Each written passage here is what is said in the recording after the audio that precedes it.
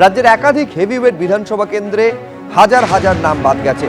তালিকায় একদম ওপরে রয়েছে চৌরঙ্গী, তৃণমূল বিধায়ক নয়না বন্দ্যোপাধ্যায়ের কেন্দ্র। তার কেন্দ্রে ৭৪,৫৫৩ জনের নাম বাদ গেছে। জোড়াসাঁকোয় তৃণমূল বিধায়ক বিবেক গুপ্ত, এই কেন্দ্রে বাদ যাওয়া ভোটারের সংখ্যা ৭২,৯০০। বাবুল সুপ্রিয়র বালিগঞ্জে, সেখানে বাদ যাওয়া ভোটারের সংখ্যা ৬৫,১৭০। পুরমন্ত্রী ফিরহাদ হাকিমের কেন্দ্র কলকাতা বন্দরে ৬৩,৭৩০ জনের নাম বাদ গেছে। কসবার তৃণমূল বিধায়ক জাভেদ খানের কেন্দ্রে বাদ যাওয়া ভোটারের সংখ্যা ৫৮,২২৭। দেবব্রত মজুমদার যাদবপুরের তৃণমূল বিধায়ক, তার কেন্দ্রে ৫৪,২৩২ জনের নাম বাদ গেছে।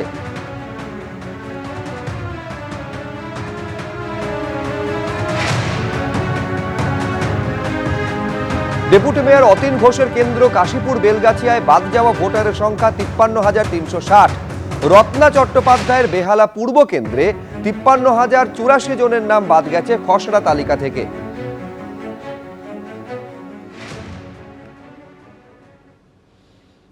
এর আগে ভুলবশত বেহালা পূর্বের তৃণমূল বিধায়ক রত্না চট্টোপাধ্যায়ের নাম রত্না বন্দ্যোপাধ্যায় বলে সম্প্রচারিত হয়েছিল।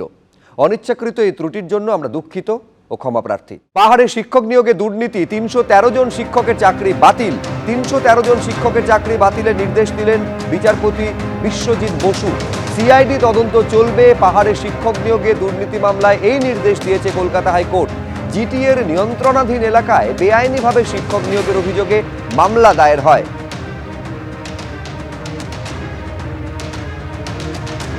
সরাসরি এই বিক্ষোভের নেতৃত্ব দিচ্ছেন বিরোধী দলনেতা এবং দুর্নীতির অভিযোগ তুলছেন তিনি। আপনারা জানেন যে ইতিমধ্যে রাজ্য সরকারের তরফে একটি তদন্ত কমিটি গঠন করা হয়েছে। আজকে বিরোধী দলনেতা বলছেন রাজ্য সরকারের তদন্ত কমিটি মানি না, বর্তমান কোনো বিচারপতিকে দিয়ে তদন্ত কমিটি গঠন করা হোক।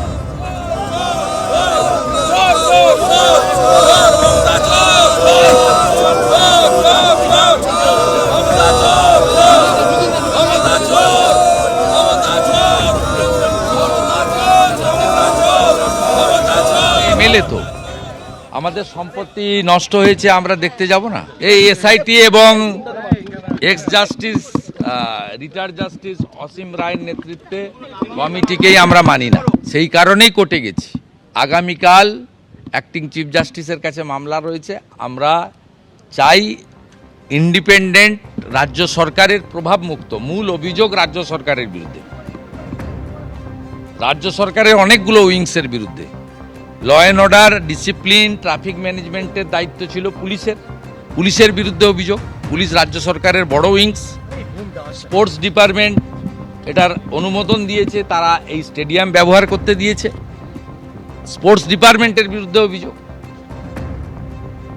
অতএব স্বাভাবিকভাবে যে রাজ্য সরকারের বিরুদ্ধে অভিযোগ, তারা তদন্ত কমিটিতে থাকলে নিরপেক্ষ তদন্ত হতে পারে না, এক নম্বর। সেকেন্ড হচ্ছে অন্তত ৩০০ কোটি টাকার মানি ট্রেল হয়েছে। It's a financial crime also. Money laundering অ্যাক্টে যারা দায়িত্ববান দেশের আইন অনুযায়ী ইনভেস্টিগেশন করার, তাদেরকে ইনভেস্টিগেশন করতে। দর্শকদের গ্রেফতার করা হচ্ছে, আমরা এফআইআর এর স্থগিতাদেশ চাইব, ধৃত দর্শকদের আইনি সহযোগিতা দেব, আশ্বাস দিয়েছেন বিরোধী দলনেতা। যুবকদেরকে গ্রেফতার করেছে, আমরা ওদের লিগ্যাল সাপোর্ট দেবো।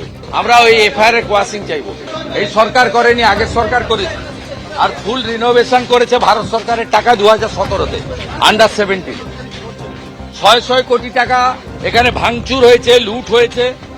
আমাদের দায়িত্ব পাবলিক মানিকে, এভাবে পাবলিক প্রপার্টিকে নষ্ট যারা করেছেন বা নষ্ট যারা মানে করার পরিবেশ করেছেন, আমাদের দেখা কর্তব্য।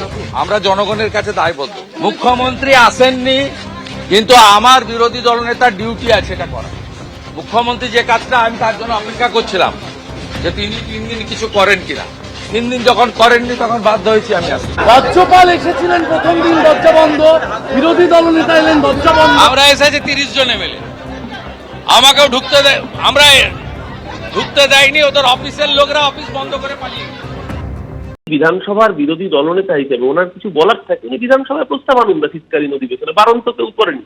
আর যে শুভেন্দু অধিকারী এত বড় বড় কথা বলছেন, বলছেন, আপনার মুরদ হবে। অরূপ বিশ্বাস তো করে দেখিয়েছেন যে নিরপেক্ষ তদন্তের স্বার্থে নিজে থেকে ইস্তফা দিতে চেয়েছেন, যাতে তদন্তে কোনো প্রভাব না থাকে।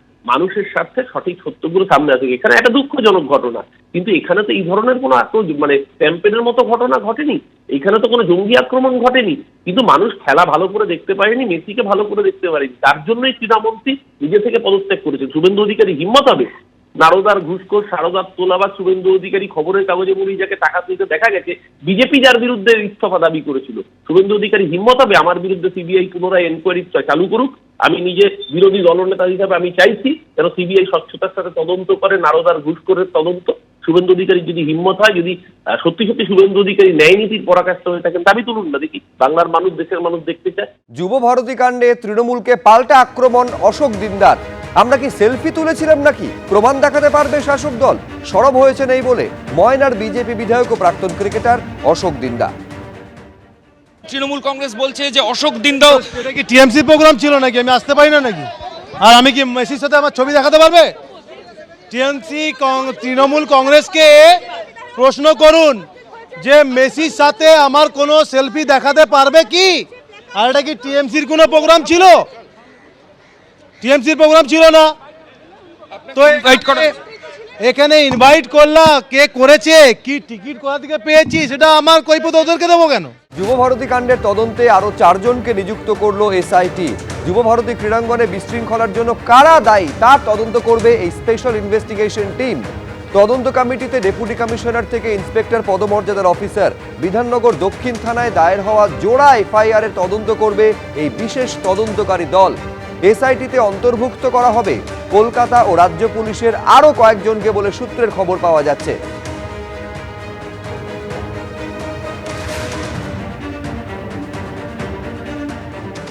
প্রথমে মাঠ পরিদর্শন এবং তার পরবর্তীকালে একেবারে যুবভারতী ক্রীড়াঙ্গন, সেই যুবভারতী ক্রীড়াঙ্গনের ঠিক পাশেই বিধাননগর কমিশনারেটের যে সিপি অফিস রয়েছে সেই অফিসে এসে পৌঁছালেন এসআইটি সদস্যরা এবং আসার পরবর্তীকালে তদন্ত বর্তমানে কোন পর্যায়ে রয়েছে, কি অবস্থা রয়েছে এবং যাদের গ্রেপ্তার করা হয়েছে, অন্যদিকে যে 2টি এফআইআর রয়েছে সেই এফআইআর সংক্রান্ত বিষয়ে একাধিক বিষয়ে তথ্য সংগ্রহ করেন এসআইটি সদস্যরা। এসআইটি সদস্যরা যখন সেখানে ছিলেন, বিধাননগর কমিশনারেটের সিপি এছাড়া বিধাননগর কমিশনারের উচ্চ পদস্থ আধিকারিকরা তারা সেখানে উপস্থিত থাকেন এবং গোটা বিষয়টি এসআইটি সদস্যদেরকে ব্রিফ করেন যে কি হয়েছিল 13 তারিখে এবং তার পরবর্তীকালে তারা কি পদক্ষেপ নিয়েছে সেই সংক্রান্ত বিষয়। একাধিক যে প্রশ্ন এসআইটি সদস্যরা তারা কিন্তু করেন যে গত 13 তারিখে যুব ভারতী ক্রীড়াঙ্গনে ঠিক কী পরিস্থিতি তৈরি হয়েছিল, কেন এমন পরিস্থিতি হলো, কিভাবে গোটা বিষয় এত লোক ভেতরে প্রবেশ করলেন, সেই সমস্ত একাধিক বিষয় কিন্তু জানতে চান বলে জানতে পারছি। এবং ইতিমধ্যে এসআইটির সদস্যরা প্রথমে হচ্ছে যুব ভারতী ক্রীড়াঙ্গন পরিদর্শন এবং তার পরবর্তীকালে একেবারে যে সিপি অফিসে গিয়ে বৈঠক করলেন এবং তারপর তারা সেখান থেকে বেরোলেন এবং আগামী দিনে যে তথ্য সংগ্রহ করেন সেই তথ্যের উপর ভিত্তি করে কিন্তু গোটা বিষয় খতিয়ে দেখবেন এসআইটির সদস্যরা। ক্যামেরা উজ্জ্বল ঘোষের পার্থপ্রতিম ঘোষ, এবিপি আনন্দ, কলকাতা। এবিপি আনন্দ, এগিয়ে থাকে, এগিয়ে রাখে।